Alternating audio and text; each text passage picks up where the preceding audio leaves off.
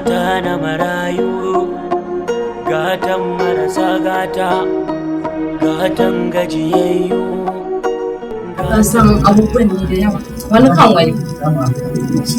Yanzu ma nan ina shigar da abin da za a rarraba ne da sauran wanda suka zo gudun hijira garin nan, su ma ya ce a kamata a tallafa musu.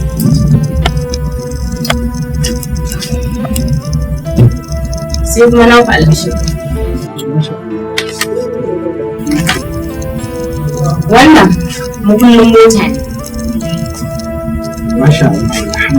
Alhamdulillah. Ciyaman rarara ya ce a ba a kai gidan marayu a dinga amfani da ita. Taimako na marayu kanai, agajin makarantu kanai.